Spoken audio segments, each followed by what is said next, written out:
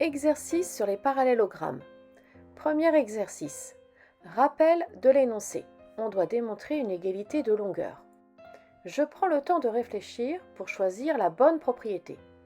Pour cela, il faut bien connaître son cours. J'ai 6 propriétés, 2 possibles. Premièrement, je remarque que l'énoncé me parle de UP et IT, ainsi que de TP et UI, qui sont des côtés opposés. Pour remarquer que PU et IT sont des côtés opposés, je peux faire une figure à main levée au brouillon. Cela ne prend pas de temps, environ 5 secondes, et m'aide énormément. Je supprime donc toutes les propriétés qui ne parlent pas de côtés opposés. La première, qui parle d'angle opposé, va pouvoir être enlevée. La quatrième, qui parle de centre de symétrie, va partir également. La cinquième, qui parle de diagonale, part également.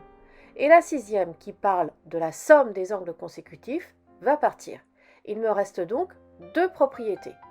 Deuxièmement, l'exercice parle d'égalité de longueur.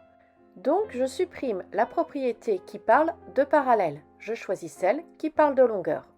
Maintenant que la propriété est choisie, par une réflexion rigoureuse, je passe à ma rédaction. Je commence par écrire mes mots-clés. On a, si, alors, donc. Puis, je remplis mon si et alors avec la propriété que je viens de sélectionner. Si j'ai un parallélogramme, alors ses côtés opposés sont de même longueur. Dans le si, je parle d'un parallélogramme. Dans le on a, je vais nommer mon parallélogramme.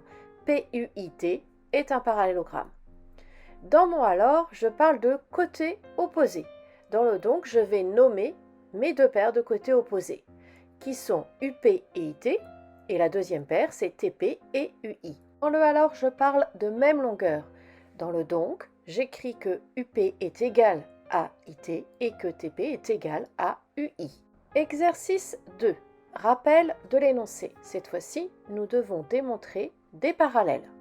L'exercice 2 me parle toujours de côtés opposés, mais cette fois-ci, l'objectif est d'avoir des parallèles. Donc, je choisis la propriété. Si j'ai un parallélogramme, alors ces 2 paires de côtés opposés sont parallèles.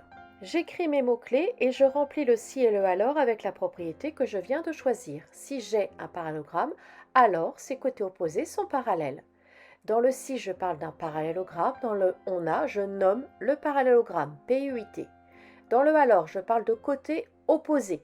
Dans le donc, je vais nommer mes côtés opposés. UP, IT et TP et UI. Dans le alors, je dis qu'ils sont parallèles. Dans le donc, je mets mon symbole parallèle pour dire que mes 2 paires de côtés opposés sont bien parallèles.